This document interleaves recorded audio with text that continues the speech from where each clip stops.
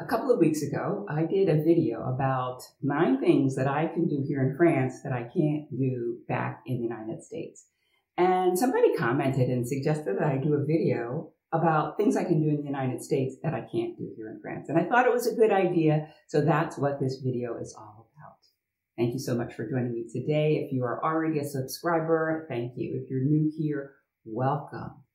I post videos every week about life in France, moving abroad, or finding the confidence and courage to live life on your terms.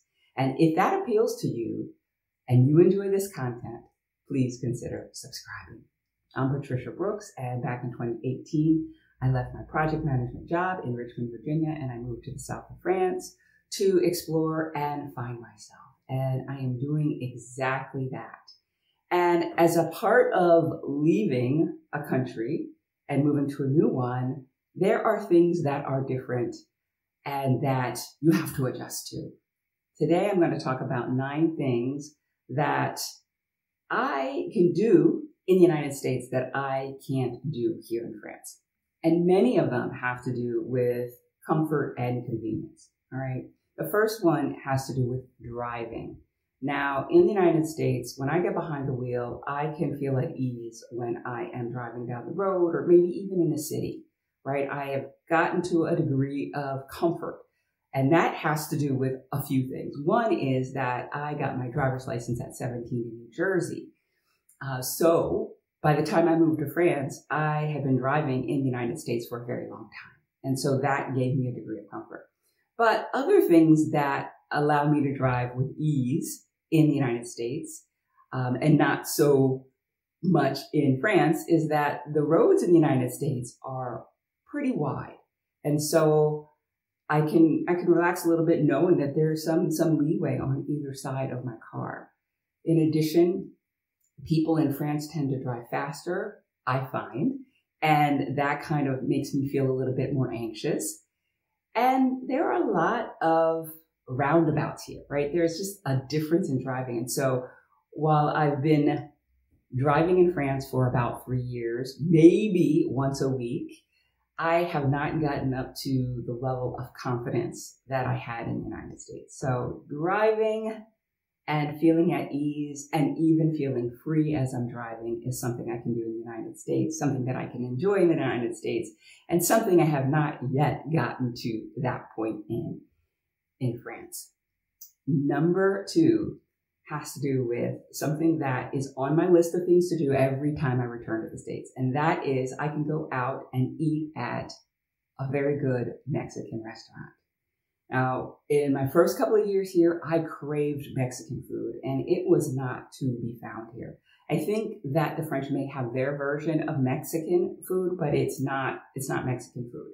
And so in the United States, I can go and enjoy a nice Mexican meal and enjoy it and get that craving satisfied. But here in France, I can't do that. Are there certain foods that you miss when you are in another country? Let me know in the comments. Number 3 has to do with pampering yourself. In the United States, it seems like there is a salon, a nail salon on every corner and in every strip mall. And many of these nail salons are fitted with these big oversized massage chairs. So you get a more of a spa-like experience. You go in, you sink into one of these chairs, they massage, the nail tech is doing your toes and your fingernails, and you're just unwinding and relaxing. Here in France, we have nail salons, but the ones that I've seen have been smaller operations that don't have that spa-like experience. No massage chairs, maybe 1 or 2 nail techs in there.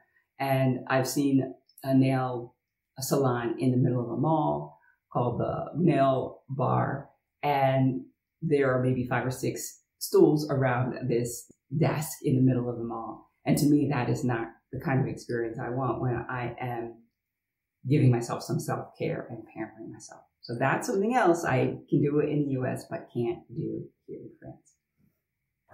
Number 4 has to do with grocery shopping. Now, when I am in the United States and I forget to bring my reusable bag with me, it's not a big deal because I can have the checker bag my groceries in bags that the store provides for free. I don't have to pay extra if they provide me with a bag. Here in France, if I forget my reusable bag, well, I've got one of two choices.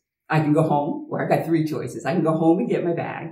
I can buy a reusable bag there, or maybe sometimes they even have a paper bag there and pay for it.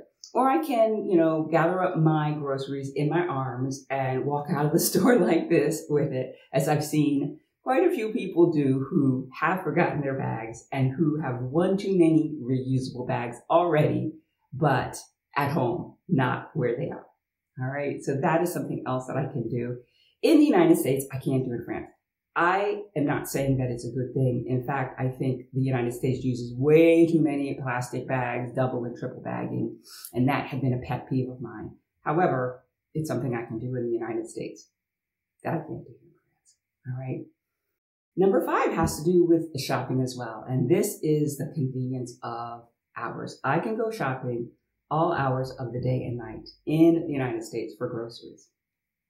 So grocery stores, a typical grocery store is open from 7 a.m. to 11 p.m. So that gives me a lot of time when I can go shopping. However, in France, the typical grocery store is open from maybe 8:45 a.m. to 7:30 p.m. at night, right? And so that's a lot less time that I have to go shopping, and I have to really be more aware of my time and my timing. In addition, when it's a holiday, grocery stores can close or close early. Like today is a holiday, and I went grocery shopping, but I had to go in the morning because by 12:30, the grocery stores are closed. And so you have to be aware. You have to be aware of the holidays. For me, I'm not necessarily always aware of when there is a French holiday that's going to close stores. And so you have to be aware when you're in a foreign country what those holidays are and what things are open and what things are closed. In the United States, if there's a holiday, typically the stores are going to be open, right? And there's going to be a sale, right? That's something else I can do in the United States. I can take advantage of these holiday sales, Memorial Day sales and Labor Day sales, whereas here in France, that is really not a thing. And in the United States, I can go shopping at 3 a.m. if I want. If I go to a super Walmart, I can go shopping in the middle of the night. All right, so there is a level of convenience there with that. In the United States, I can go to the post office over my lunch break. And this was really convenient when I was working. I would run errands on my lunch break. And one of the things sometimes I would do is go to the post office. But here, at least where I am or in my region, post offices close from noon to 1:30 or noon to 2 so that the employees can eat. And I think it's a wonderful thing. It's just something that I have had to get used to because I'll be working away and here it is 11:45 and I'm like, oh yeah, I need to go get some stamps or I need to go post this letter. And I look at my watch and it's like, I've only got 15 minutes. I'm not going to get there before it closes. And so I have to juggle my schedule and do it later, right? A little bit of inconvenience, but just a cultural difference that I'm adjusting to. Number 7 is a big one for me. In the United States, in my apartment or in my home, I could very easily regulate the temperature and the climate inside my home with central heating and air, with the ventilation system throughout. It was easy to regulate that and with screens on the windows. Here in France, I struggle with that. First off, there's no central heating and air, at least not in my apartment. I do have a wall unit, which is wonderful. I am so grateful to have that, especially in the hot summers that we have here. And that provides an element of relief. But it's here in the living room. So if at nighttime that temperature doesn't drop that much, in the bedroom, it's still hot. So I can either sleep in the living room or I can sleep in the bedroom and grin and bear it, right? But in the United States, the temperature was fine. I could regulate that easily. Additionally, there are screens on the windows in the United States. Here, where I am, we don't have screens. And so if you open the window, you open the window to everything. Flies, mosquitoes, and yes, even lizards. One morning I woke up and there was a lizard on my ceiling. And so you can imagine how unsettled I was with that.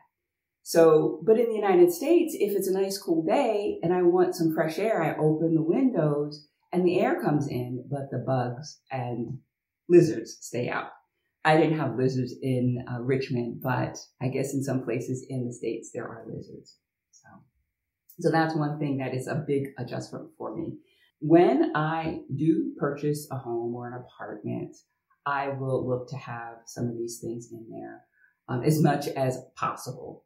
Number 8 is an interesting one. As a person of color living in the United States, there's something that I picked up from my father.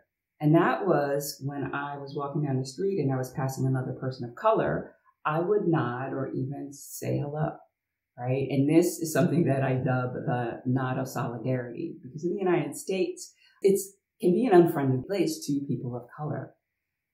Here in France, when I'm walking down the street and I go and I pass a person of color, I go to catch their eye and they're looking straight ahead. And then I realize, oh yeah, Patricia, you're not in the States. And I keep on walking, but I feel a little bit, I don't want to say lost, but that solidarity that I was expecting in that moment wasn't there. And so that doesn't necessarily feel so good. I'm not saying that if I pass anyone on the street, they might not speak or nod. However, in the United States, especially with another person of color, that was just something that seemed to happen automatically. All right. So I can do that in the United States and experience that in the United States, but here, not really. And number 9 is a fun one. When I was in high school, I was a part of the marching band. Sports and music were a part of the school day, right? So every Saturday or Sunday in the fall, I'd go to a football game with the band. And that was something that I really enjoyed. Well, now as an adult, if I'm in the United States and it's the fall, I can go to a high school sporting activity. I can go to a high school football game and I can watch the marching band, and that brings back so many good memories. I have a friend whose son went to Virginia Tech, and before he went to Tech, she was not a Virginia Tech fan, but after that first season, she was all in for Virginia Tech. And so she'd go all the way out to Blacksburg quite often to watch the football games. And so that Friday night lights sort of thing is something that I can do in the United States, but I can't do here in France. And it's a cultural difference. It's something that I can't imagine my childhood without, but I guess if I were born and raised in France, it would just be a normal thing.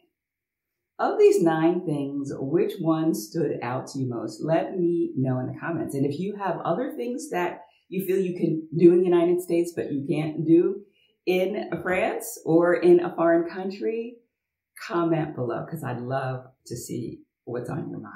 All right.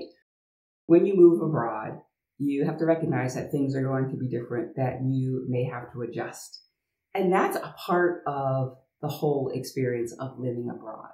But it can be challenging at times.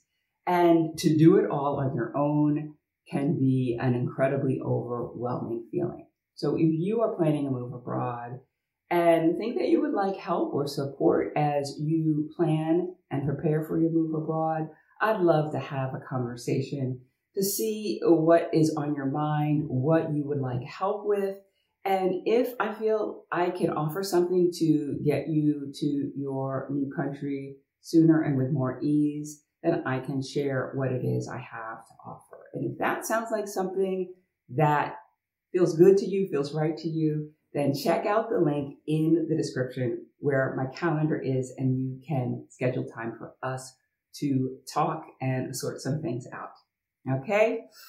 That is all I have for you today. I hope you found this video enjoyable. If you did, give it a thumbs up, share it with friends, subscribe, and I will see you again next time.